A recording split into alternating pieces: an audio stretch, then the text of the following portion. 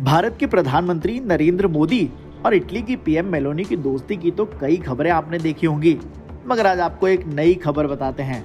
खबर ये है कि इटली के प्रधानमंत्री जॉर्जिया मेलोनी ने मोदी और ट्रंप को लेकर कुछ ऐसी बात कही है जो सोशल मीडिया पर खूब वायरल हो रही है। पूरा मामला क्या है वो भी बताते हैं। दरअसल इटली की प्रधानमंत्री जॉर्जिया मेलोनी ने वामपंथी विचारधारा से जुड़े नेताओं पर जमकर निशाना साधा। उन्होंने कहा कि अमेरिकी राष्ट्रपति डोनाल्ड ट्रंप की जीत से वामपंथी घबरा गए हैं। ये सब उन्होंने वाशिंगटन डीसी में कंजर्वेटिव पॉलिटिकल एक्शन कॉन्फ्रेंस के दौरान कहा। वहीं पर ही इटली की प्रधानमंत्री वामपंथियों पर भी जमकर बरसी।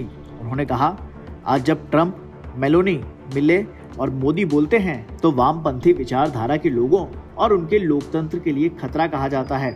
ये वाकई में दोहरा मापदंड है, लेकिन हम इसके आदी हो चुके हैं और अच्छी बात तो यह है कि लोग अब उनके झूठ पर विश्वास भी नहीं करते हैं, भले ही वे हम पर कितना ही कीचड़ क्यों न उछालें।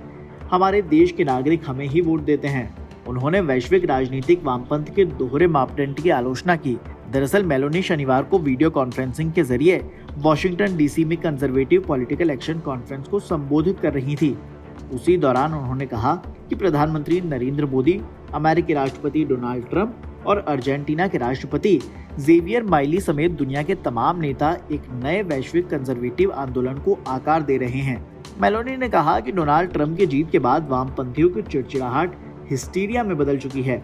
ये सिर्फ इसलिए नहीं है कि कंजर्वेटिव जीत रहे हैं, बल्कि इस वजह से है कि वे वैश्विक स्तर पर सहयोग भी कर रहे हैं। मेलोनी ने वामपंथियों के दोहरे मापदंड का पर्दाफाश भी किया। उन्होंने कहा कि जब बिल क्लिंटन और टोनी ब्लेयर ने 90 के दशक में वैश्विक वामपंथी उदारवादी नेटवर्क बनाया तो उन्हें राजनेता कहा गया, मगर आज जब डोनाल्ड ट्रंप, मेलोनी और माइले या फिर पीएम मोदी बात करते हैं तो उन्हें लोकतंत्र के लिए खतरा कहा जाता है। ये वामपंथियों का डबल स्टैंडर्ड है। उन्होंने कहा कि मगर हम इसके आदी हो चुके हैं।